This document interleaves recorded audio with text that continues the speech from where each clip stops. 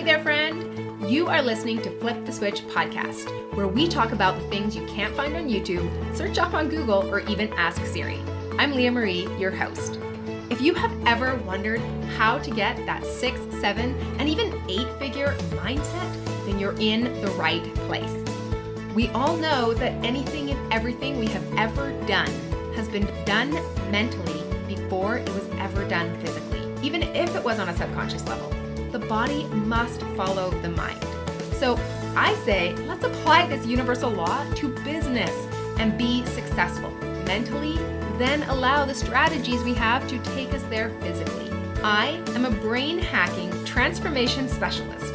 I've worked with award-winning CEOs, Olympic-level athletes, accredited investors, a rocket scientist, and more, teaching them to rewire their thinking so their vision's impact is unstoppable, influencing generations.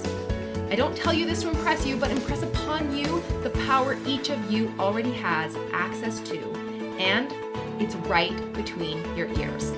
I've been working with entrepreneurs for over 2 decades, and there is an indisputable trend that can be found. Allow me to let you in on the secret. It's mindset. Mindset is the deciding factor, not resources, influence, time, money, or even your talents or skill set. So in this podcast, you're going to meet incredible people, individuals who are crushing it when it comes to creating positive impact in our world. We take a look behind the scenes at what it takes to win in today's world so that you can apply these pieces now. Enough chatter, let's just jump into today's episode. Welcome to Flip the Switch. Hey there, you guys. So excited to start this podcast with you today.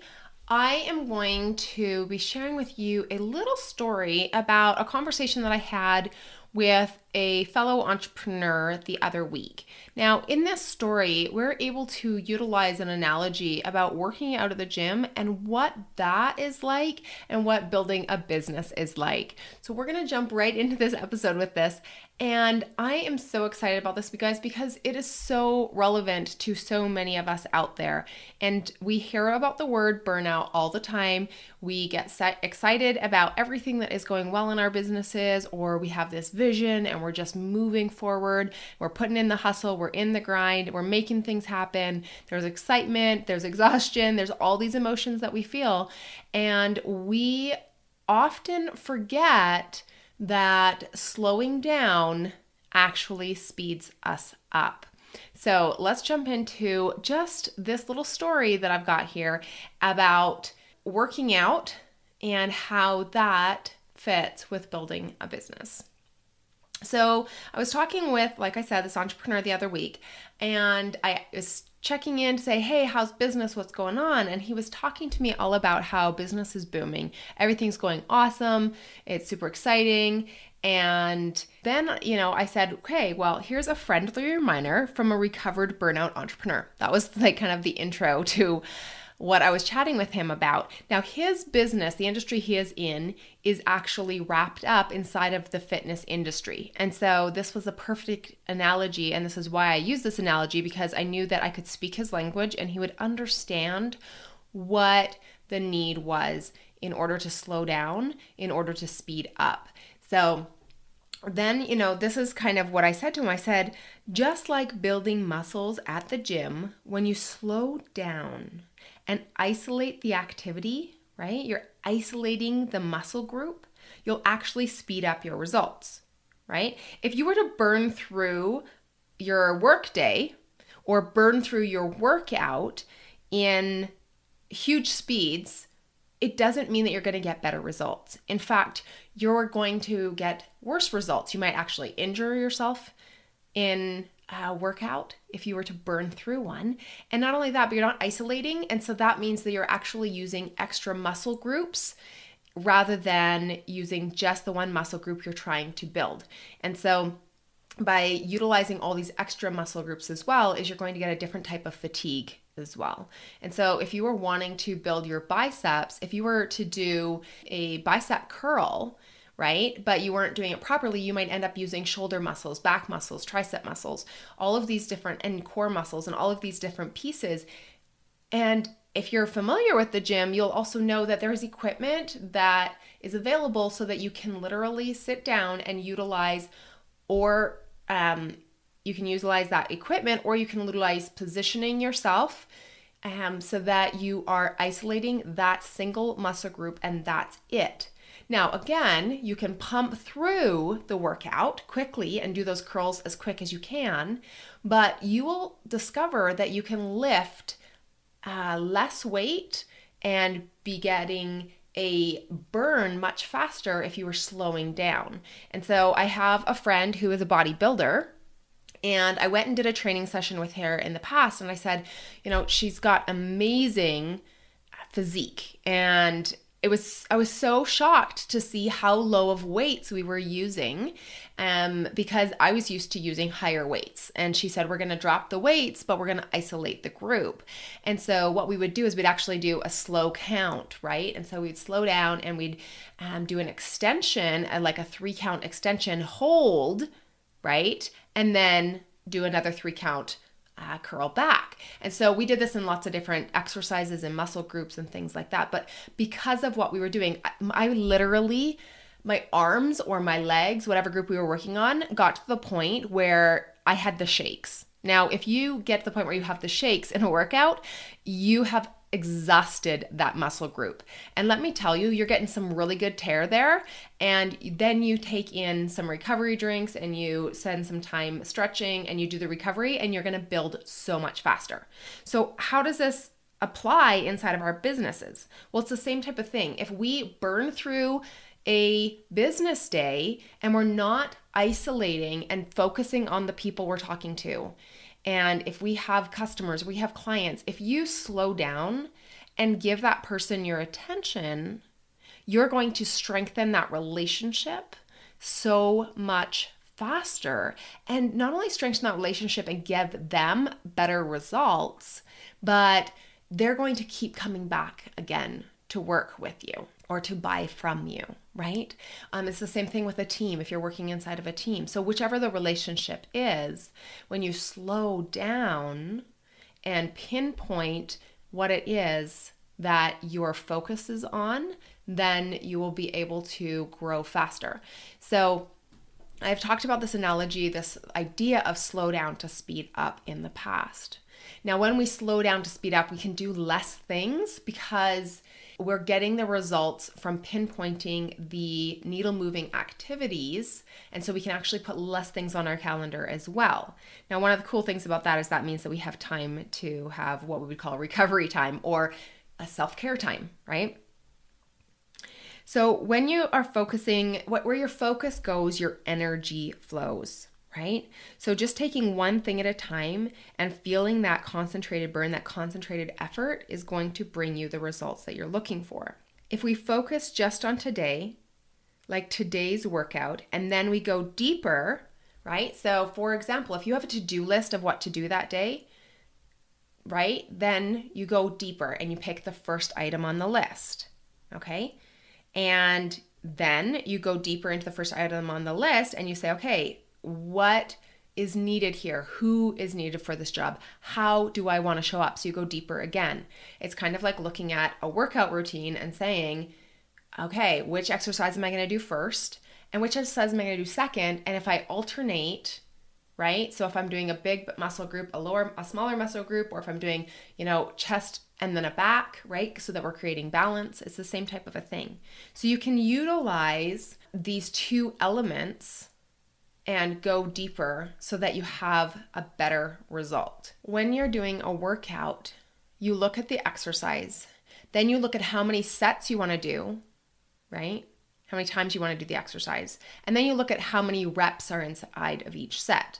So for example, if I was talking again about doing arm curls, right? Then the activity is the arm curl. The sets is I'm going to do 3 sets and I'm going to try and do maybe 8 to 10 reps inside of each set. And either I will do another activity between those sets or I will have a rest between those sets. So this is how we are isolating, again, the activity that we are doing. And you can do that inside of what your activities are for the day. Look at your to-do list. Then pick one item on the to-do list. Then look at what needs to happen in order to achieve that so that you don't have a bunch of things that are half done, right? And also looking at who needs to be doing this and how you're showing up. If I could go to the gym, I could do the workout and say, okay, I'm going to do an arm curl, I'm going to do 3 sets, and I'm going to do 8 to 10 reps. Awesome, go. But guess what? If I pick up a weight that is 3 pounds, it's going to be a very different workout than if I pick up a weight that is 15 pounds, right? And if I pick up a weight that's 15 pounds, I'm going to have to use a lot more mental focus to make sure that I have the correct posture in order to isolate the muscle and not injure myself, right? And so thinking about who you are being when you're doing the activity, how you want this to end, what is the end result?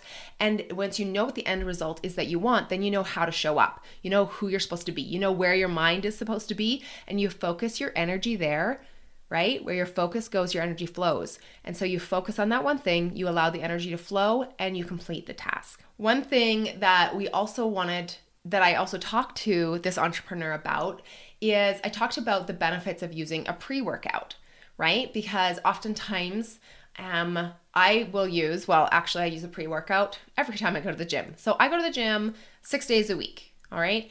And I always use a pre-workout before I go because the pre-workouts that I choose do things like sending more oxygen to the muscles, more blood flow, different things like that, giving a boost of energy, different pieces or elements come into what the pre-workout is. Now, a pre-workout is the equivalent of your morning routine before you get into work, right? So if you were to do a morning routine that got your head in the space of what you're going to create that day, then again, you can slow down to speed up your results.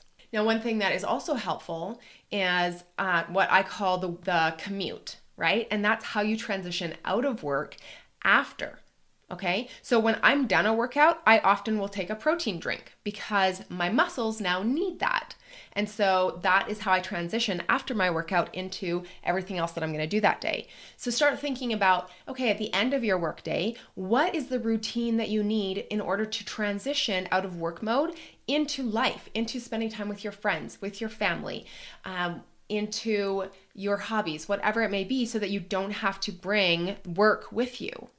When you're able to just shift your focus into the other areas of your life, it gives you that recovery time so that when you show up back at work, not only do you have more joy and more fulfillment in what you're doing at work, but you also are able to be more clear in your thinking and be able to truly do better and perform better there rather than having it constantly on your brain when you're everywhere else. So that is the analogy that I wanted to bring you guys today about slowing down to speed up and what that looks like when we compare it to a workout. So I hope that from what I've talked about today, you can pull something out of this that will help you to be able to slow down, look at what activities you really want to do, and then really focus on what is the result that I want and what steps do I need to take in order to get that result. Maybe that means taking more things off of my list. Maybe that means delegating. Maybe that just means where my head is when I'm doing the activity. Am I considering this a chore? Or am I considering this something different? When I go to the gym, it is not a chore. The gym for me is a place where I re-energize myself. The gym is a place for me to have self-care. The place is a gym for me to be able to take care of me. And so I enjoy that. I do not look at it as a chore at all. When I have a good burn after the day after, and usually day 2, you always get a stronger, can't quite walk or whatever it is.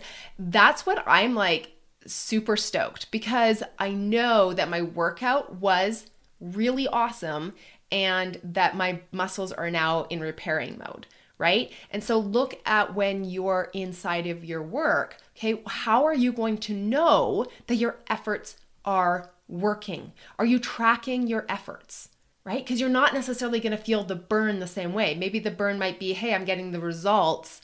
But generally, like at the gym and like building a business, you don't get the results the day after you've worked out. You get them 3 months down the road, 6 months down the road. It's those small daily activities that build the physique. It's those small daily activities that build the business. And so just recognizing, how do you celebrate it along the way? One of the ways that I know that my body is becoming what I want it to become is through the sore muscles. If I don't have sore muscles, then my workout wasn't intense enough. So look at what some of the micro successes could be to give you that red flag, but a positive red flag to say, hey, my business is growing. These pieces are good, right? People are responding, or whatever it might be, and utilize that as a success, as a win. Be excited about those things. So let's just wrap this up and recognizing that if you want to get results, if you want to speed up your results, what you need to do is slow down, pinpoint what needs to be done, put all of your focus there, allow your energy to flow there, and show up in the right mindset and the right activities, and you will have better results faster. Thank you so much for joining us here on Flip the Switch, Mindset Mastery for Entrepreneurs. We've had so much fun in this podcast as always, and I want to remind you guys to go ahead and subscribe so you don't miss an episode, and I would love to connect with you. So if you have a question that you want answered, jump in, leave us a review, then DM me a snapshot of that review with your question. Then just keep listening to hear your question answered. See you next week.